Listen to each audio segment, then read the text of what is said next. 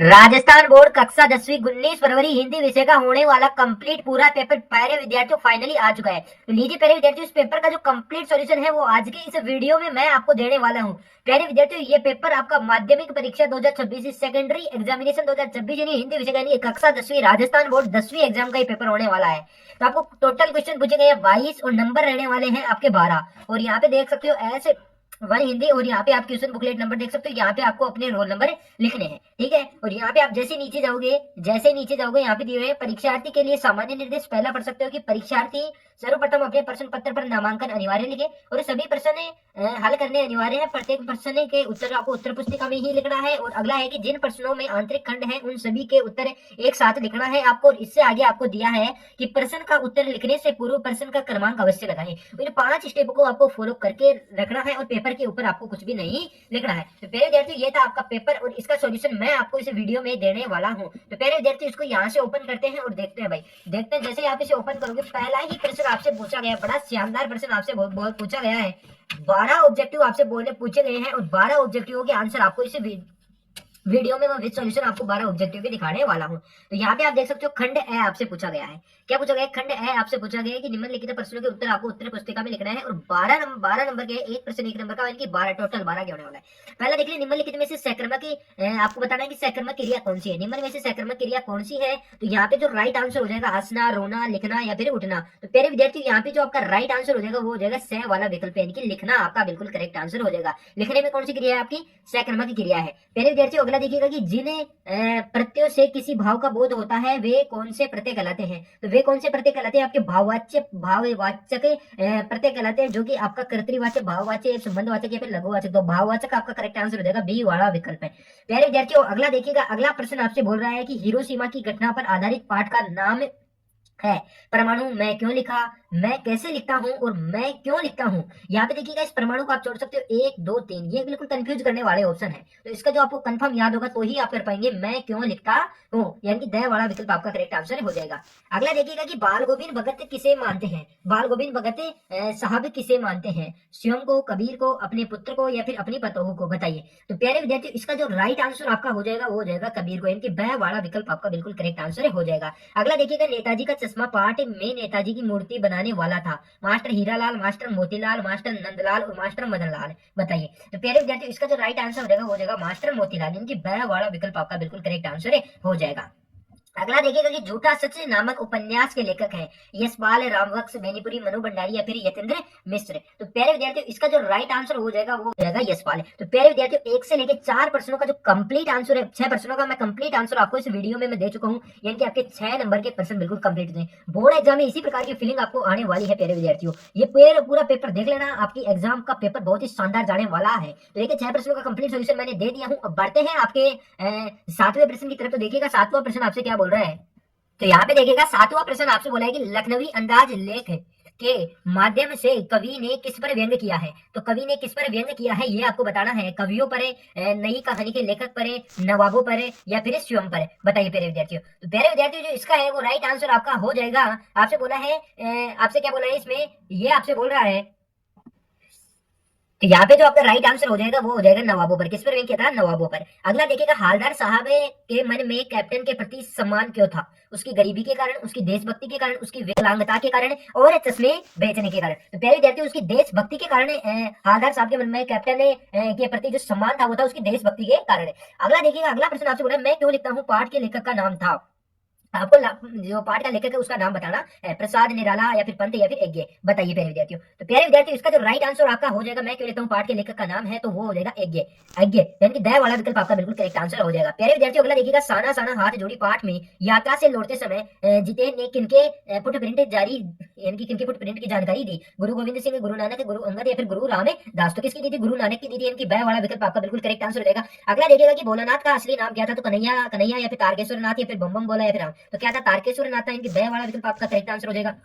अगला देखिएगा, यह दंतों तो मुस्कुराए कविता का केंद्रीय पात्र है। तो स्वयं लेखक है या फिर माता या फिर बच्चा या फिर वृद्ध? बताइए प्यारे विद्यार्थियों। तो प्यारे विद्यार्थियों, इसका जो आपका राइट आंसर हो जाएगा वो आपका हो जाएगा कि दंतों तो मुस्कान की कविता का केंद्रीय पात्र आपसे पूछा तो वो हो जाएगा आपका बच्चा। कौन सा हो जाएगा? बच्चा, यानी कि स वाला विकल्प आपका बिल्कुल करेक्ट आंसर हो जाएगा। तो प्यारे विद्यार्थियों, बढ़ते हैं आपके अगले प्रश्न की तरफ है, और 12 ये हो गया। बढ़ते हैं आपके दूसरे प्रश्न की तरफ। आपका दूसरा प्रश्न आपसे क्या बोल रहा है। तो यहाँ पे देखिएगा, दूसरा प्रश्न आपसे बोल रहा है, यहाँ से आपको दूसरा प्रश्न देखना है कि रिक्त स्थान की आपको क्या करनी है भाई, पूर्ति करनी है। यानी जो भी आपको रिक्त स्थान पूछे गए हैं इनकी आपको पूर्ति करनी है, और ये आपको पूछे गए हैं 6। एक रिक्त स्थान आपका 1 नंबर का होने वाला है और कंप्लीट 6 नंबर के आपके रिक्त स्थान होने वाले हैं। तो पहला देखिएगा, पहला प्रश्न आपसे बोला कि प्रश्न का बोध कराने वाले सर्वनाम को खालिस्तान सर्वनाम कहते हैं। जो प्रश्न का जो बोध कराते हैं उसको क्या, कौन सा कहते हैं, सर्वनाम कहते हैं। तो कौन सा कहते हैं, प्रश्नवाचक सर्वनाम कहते हैं। पहले में आ जाएगा आपका प्रश्नवाचक सर्वनाम। अगला देखिए, यद्यपि शब्द में खालिस्तान संधि है, यद्यपि शब्द में खालिस्तान संधि है, तो यद्यपि शब्द में आपकी जो संधि हो जाएगी वो हो जाएगी यण संधि, और इसका संधि विच्छेद करेंगे तो यदि प्लस का अपि हो जाएगा। और अगला प्रश्न आपसे जो विदेश शब्द में कौन सा यानी विदेश शब्द में उपसर्ग है, विदेश शब्द में बना है वी प्लस का देश, तो वी आपके क्या अनुसार हो जाएगा, उपसर्ग हो जाएगा। क्या हो जाएगा, वी आपका ये सिर्फ केवल वी आपका क्या हो जाएगा, उपसर्ग हो जाएगा। अगला देखिएगा, किसी भाव अवस्था गुण अथवा दशा के नाम को खालिस्तान संज्ञा कहते हैं। तो कौन सी संज्ञा कहते हैं कि भाववाचक संज्ञा कहते हैं। अव्यय को ही खालिस्तान शब्द कहा जाता है। अव्यय को कौन सा शब्द कहा जाता है, अविकारी शब्द कहा जाता है। अगला देखिएगा कि तुलना की दृष्टि से विशेषण की खालिस्तान अवस्थाएं होती है। विशेषण की कितनी अवस्थाएं होती है ये आपको बताना है। तो विशेषण की बात करें तो 3 अवस्था होती है। तुलना की दृष्टि पर कौन कौन सी होती है, मूलावस्था, उत्तरावस्था और उत्तम अवस्था। तो ये आपकी 3 अवस्था होती है। अगला देखिएगा, तीसरा प्रश्न आपसे बोला कि निम्नलिखित अपठित गद्यांश को पढ़कर दिए गए प्रश्नों के उत्तर अपनी उत्तर पुस्तिका में लिखना है। एक प्रश्न 1 नंबर का होने वाला है और 6 नंबर का आपको रहने वाला है। तो इस अपठित आपको गद्यांश को अच्छी तरीके से पढ़ना है, और पढ़ने के बाद आपको इसमें से कुछ आपको क्वेश्चन पूछे गए हैं, इनके आंसर आपको देना है। तो उपयुक्त गद्यांश का उचित शीर्षक आपको लिखना है।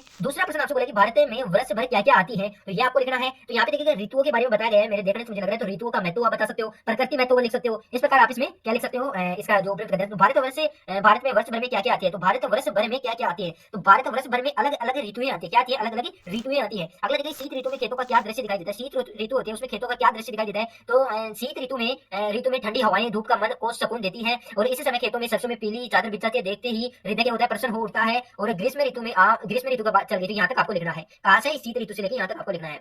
अगले ग्रीष्म ऋतु में कौन कौन से फल की ताजगी प्रदान होती है, तो ग्रीष्म ऋतु में आम हो गया, तरबूज हो गया और खरबूजे जैसे फल आपको ताजगी प्रदान करते हैं। वर्षा ऋतु में धरती के लिए वरदान क्यों कहा गया है, ये आपको बताना है। और गद्यांश में निर्मल का विलोम आपको बताना है। निर्मल शब्द का उल्टा, विलोम का मतलब उल्टा क्या होगा, तो पेसेज में आप ढूंढेंगे तो आपको मिल जाएगा। अगला देखिए, अगला 3 हो गई आपके। चौथा प्रश्न आपसे बोला है, चौथा प्रश्न आपसे क्या बोल रहा है, चौथा प्रश्न आपसे बोल रहा है कि निम्नलिखित अपठित पद्यांश को पढ़कर उत्तर पुस्तिका में आपको लिखना है। ये अपठित आप पद्यांश देख सकते हो, इसको आपको अच्छे से रीड करना है, और इसमें से भी आपको 6 प्रश्न पूछे गए। कितने प्रश्न पूछे गए हैं, 6 प्रश्न आपसे पूछे गए। एक प्रश्न 1 नंबर का रहने वाला है, टोटल ये आपके 6 नंबर के होने वाला है ना। तो इसको आप अच्छे से पढ़ना है कि न्यायोचित सुख सुलभ नहीं, जब तक मानव को चैन कहाँ धरती पर, तब तक शांति कहाँ इस भव को। जब तक मनुज का यह सुख भाग नहीं सेम होगा, समित न होता कोलाहल, संघर्ष नहीं कम होगा। ब्रह्मा से कुछ लिखा भाग्य में मनुज नहीं लाया है, अपना सुख उससे अपने भुज बल से ही पाया है। ब्रह्मा के अभिनय पड़ा करते निरही प्राणी, धोते वीर कुमकुम में भाल का, बहा श्रमों का पानी, भाग्यवाद का आवरण पाव का, और सशस्त्र शोषण का जिसमें रखता दबा एक जन भाग दूसरे जन का, एक मनुज संचित करता है अर्थ पाप के बल से, और भोगता उसे दूसरों भाग्यवाद के छल से। यहाँ पे देख सकते हो, प्रस्तुत पद्यांश उचित शीर्षक आपको बताना है। और ब्रह्मा का अभिलेख कौन पढ़ता है, यदि धरती पर मनुष्य न्यायोचित अधिकार नहीं मिलने को क्या होता है, और भाग्यवाद का छल किसे कहा गया है। और प्रस्तुत पद्यांश की भाषा शैली आपको बतानी है, और न्यायोचित सुख सुलभ नहीं में अलंकार आपको बताना है। तो यहाँ पे देखिएगा, इनके मैं आंसर की बात करूं तो प्रस्तुत पद्यांश का उचित शीर्षक आपको बताना है। तो प्रस्तुत पद्यांश का यहाँ पे लिख दो, तो भाग्यवाद यानी भाग्यवाद और यानी क्रम का महत्व। यहाँ पे सीधा सीधा आप लिख सकते हो क्रम का महत्व। क्या लिख सकते हो, जैसे यहाँ पे आप लिख सकते हो क्रम का महत्व। क्या लिख सकते हो, क्रम का महत्व। इसका सीधा सीधा आप लिख सकते हो क्रम का महत्व। नेक्स्ट की हम बात करें, ब्रह्मा अभिलेख कौन पढ़ता है, तो निरही प्राणी पढ़ते हैं। कौन पढ़ते हैं, निरही प्राणी। ब्रह्मा का अभिलेख पढ़ा करते निरही प्राणी, तो निरही प्राणी इसका राइट आंसर हो जाएगा। यदि धरती पर मनुष्य न्यायोचित अधिकार नहीं मिलते तो क्या होता है, क्या होता है, तो क्या होता है, धरती पर चैन और शांति नहीं होगी, धरती पर चैन और शांति नहीं होगी। अगला देखिएगा, भाग्यवाद का छल किसे कहा गया है, तो भाग्यवाद को पाप का आवरण और शोषण का शस्त्र कहा गया है। ठीक है, और प्रस्तुत पद्यांश की भाषा शैली बताइए। तो भाषा शैली में आपको यहाँ पे क्या लिखना है कि भाषा की खड़ी बोली है, हिंदी है, और नहीं भाषा की खड़ी विचारात्मक है ना, उपदेशात्मक है, विचारात्मक है, न्यायोचित है। और अगला आपसे बोले न्यायोचित सुख सुलभ में अलंकार बताइए। तो इसमें अलंकार हो जाएगा आपका अनुप्रास अलंकार। कौन सा अलंकार हो जाएगा, यहाँ पे मैं आपको लिखकर बताता हूँ, अनुप्रास अलंकार हो जाएगा, अनुप्रास। तो देखिएगा, इस प्रकार के आपको सॉल्यूशन मैंने दे दिया है इस क्वेश्चन का भी। और बढ़ते हैं आपके अगले प्रश्न की तरफ। आपका अगला प्रश्न आपसे क्या बोल रहा है, अगला प्रश्न आपसे बोल रहा है 5वां कि निम्नलिखित गद्यांश को ध्यानपूर्वक आपको पढ़ना है, और पूछे गए प्रश्नों का उत्तर अपनी उत्तर पुस्तिका में लिखना है, कि है ना। तो ये आप पढ़ सकते हो, किंतु खेती बाड़ी करते थे, परिवार रखते थे, बाल गोविंद भगत साधु थे, साधु की सब परिभाषाओं में खरे उतरने वाले, करीब को साहब मानते थे, उन्हीं के गीतों को गाते थे, उन्हीं की परिभाषा उन्हीं के आदेशों पर चलते थे, कभी झूठ नहीं बोलते थे, खराब व्यवहार रखते थे, किसी से दो टूक में बात करने में संकोच नहीं करते थे, न किसी को खामखा झगड़ा मोल लेते थे, किसी की चीज भी नहीं छूते थे, न बिना पूछे व्यवहार में लाते थे। इस नियम को कभी कभी इतनी बारीकी तक ले जाते थे कि लोगों में कौतूहल होता था। तो इस प्रकार ये आपको एक पठित गद्यांश दिया हुआ है। कौन सा गद्यांश दिया हुआ है प्यारे विद्यार्थियों, ये आपको पठित गद्यांश दिया हुआ है। तो ये आपको पठित गद्यांश दिया हुआ है, इस पठित गद्यांश को आपको आराम से पढ़ना है। और इस पठित गद्यांश को पढ़ने के बाद आपसे पूछे गए हैं केवल और केवल कितने प्रश्न, 3 प्रश्न आपसे पूछे गए हैं, और इन 3 प्रश्नों का आंसर आपको अच्छी तरीके से लिखना है अपनी कॉपी में। तो देखिएगा, पहला प्रश्न आपसे क्या बोल रहा है, पहला प्रश्न आपसे बोल रहा है कि बाल गोविंद भगत साधु के अतिरिक्त क्या क्या करते थे।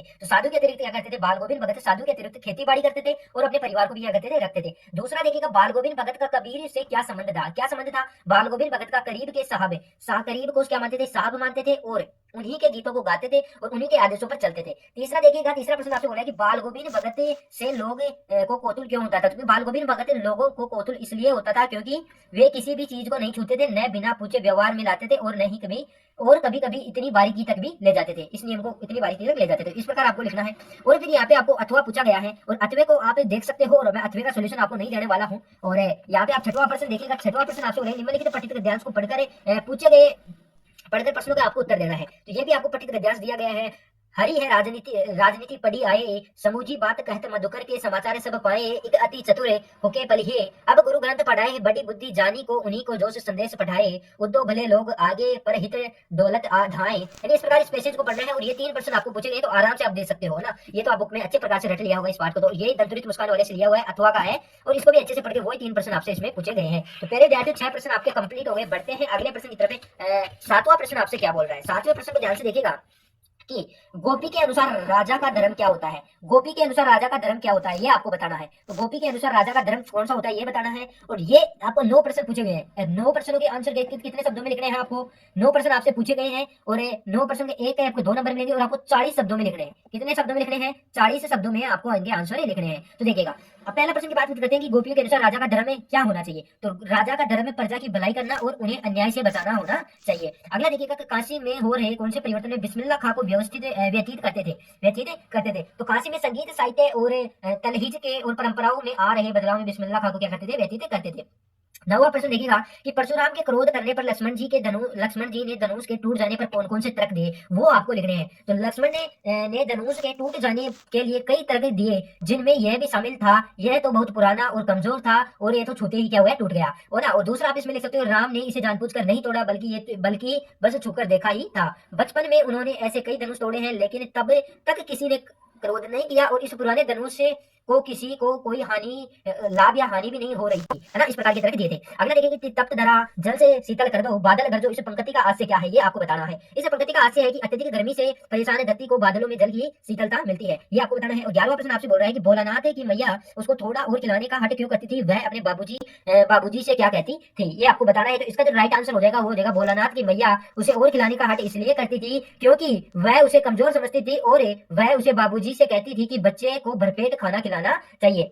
12वां प्रश्न आपसे पूछा है कि संगतकार कब स्थायी पंक्ति में स्वर में अलापता रहता है ये बताना है आपको। तो जब मुख्य गायक अंतरे और जटिल तानों में खो जाता है तब संगतकार होता है स्थायी पंक्ति में स्वर में अलापता रहता है। 13वां प्रश्न आपसे पूछा कि लेखक के हिरोशिमा के को प्रत्यक्ष देखकर विस्फोट को प्रत्यक्ष देखकर कैसा अनुभव हुआ ये आपको बताना है। तो लेखक को हिरोशिमा के विस्फोट को प्रत्यक्ष में देखकर अपार दुख और पीड़ा का क्या हुआ, अनुभव हुआ, ये आपको बताना है। और इसमें आप ऐसे लिखते हो विस्फोटक से जनहानि और विनाश ने उन्हें अंदर से झकझोर कर दिया था, यह अनुभव परमाणु हथियारों का दुरुपयोग के प्रति सचेत कर दिया। 14वां प्रश्न आपसे बोला है कि सांप निकलने पर पानी फेंकते ही बच्चों की क्या प्रतिक्रिया रही, माता के आंचल पाठ के आधार पर आपको समझाना है। तो इसके बारे में आप लिख सकते हो कि सांप निकलने पर पानी फेंकते बच्चे डरकर रोते चिल्लाते हुए अपने घरों की ओर भाग गए, ठीक है। और अगला देखिएगा, अगला प्रश्न आपसे बोला है कि आंखों ही आंखों में हंसकर मुहावरे का अर्थ एक वाक्य में भी आपको प्रयोग करना है। तो आंखों ही आंखों से हंसना मुहावरे का अर्थ है कि चुपके से हंसना और या प्रशंसा प्रकट करना। इसका भी आप लिख सकते हो, शिक्षक के पढ़ाते समय 2 दोस्त आपस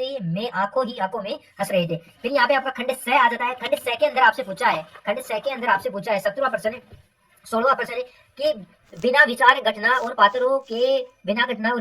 पात्रों भी क्या कहानी लिखी जा सकती है। यशपाल के इस विचार से सहमत है, उत्तर देना। ये थोड़ा बड़ा प्रश्न है, उत्तर सीमा 60 से 80 शब्दों में लिखनी है, तो 3 नंबर का ही रहने वाला है। तो इसका आंसर आप अपनी बुक में से या फिर नोट्स में से देखकर लिख सकते हो कि पान वाले और हालदार साहब की सोच का अंतर नेताजी का चश्मा पाठ के आधार पर स्पष्ट कीजिए, है ना। और अभी तक आपका एक भी एग्जाम नहीं लगा। एग्जाम लगने से पहले यदि आप अपनी 80 नंबर की तैयारी करना चाहते हैं कंप्लीट, तो इसके लिए कुछ नहीं करना, सब्सक्राइब किया गया, आपको ज्वाइन का बटन दिखाई दे रहा है, इस ज्वाइन के बटन पे क्लिक करके आप कक्षा 10 वाले पे क्लिक करके ज्वाइन कर सकते हैं, ठीक है। तो यहाँ पे आपको कंप्लीट यानी 100 पेपर का पूरा पूरा 80 नंबर लाने का पूरा मेथड आपको यहाँ पे पूरा स्टडी मटेरियल आपको दिया हुआ है, तो उसको पढ़कर आप 80 नंबर ला सकते हैं। अभी तक भी आपकी तैयारी शून्य है तो यहाँ पे देखिएगा, अब आपसे 70वां प्रश्न आपसे बोला है कि फसल को हाथों के स्पर्श की गरिमा और महिमा कहकर कवि क्या व्यक्त करना चाहता है। ये भी आपको 3 नंबर का पूछा गया। उत्तर सीमा वही 60 से 80 शब्दों में रहने वाली है। माता का अंचल पाठ के आधार पर स्पष्ट कीजिए कि बच्चों पर संगति का असर पड़ता है। ये उत्तर सीमा में 60 से 80 शब्दों की रहने वाली है। अथवा में आपसे पूछा गया है कि हिरोशिमा पर पहुंचकर लेखक के अनुभव किया और उनकी मन स्थिति का वर्णन अपने शब्दों में क्यों लिखता हूँ पाठ के आधार पर बताना है। इन प्रश्नों का भी सॉल्यूशन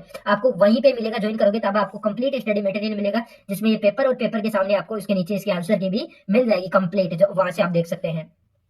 तुलसीदास जी का व्यक्तित्व और आपको जो तुलसीदास का व्यक्तित्व कृतित्व संक्षिप्त में लिखना है। और इसके अथवा में आपसे किसका पूछा है वो भी हम बता देते हैं। इसके अथवा में आपसे पूछा है यशपाल जी का इसके अथवा में आपसे पूछा है। और करते तो इसके बाद खंड द आ जाता है आपका। इन पे आपको 300 शब्दों में निम्न लिखता है। बढ़ती महंगाई व विकराल समस्या। सबसे पहले प्रस्तावना, बढ़ती महंगाई के कारण, बढ़ती महंगाई से जन समस्या, बढ़ती महंगाई के निपटने के उपाय, फिर उपसंहार। फिर दूसरा समय के सदुपयोग, प्रस्तावना, समय के सदुपयोग की आवश्यकता, समय के दुरुपयोग के लाभ, समय दुरुपयोग की हानि और उपसंहार। फिर आ जाता है मेरा प्रिय कवि, प्रस्तावना, कवि का नाम है, मेरे प्रिय होने के कारण, रचनाएं, व्यक्तित्व, सामाजिक महत्व और उपसंहार। बेरोजगारी की समस्या और समाधान, प्रस्तावना, बेरोजगारी की समस्या स्वरूप रोजगार घटने के कारण। अब अगला देखिएगा, अगला प्रश्न आपसे बोल रहा है कि निराकरण के उपाय। और फिर इस प्रकार आपको 21वां प्रश्न पूछा है।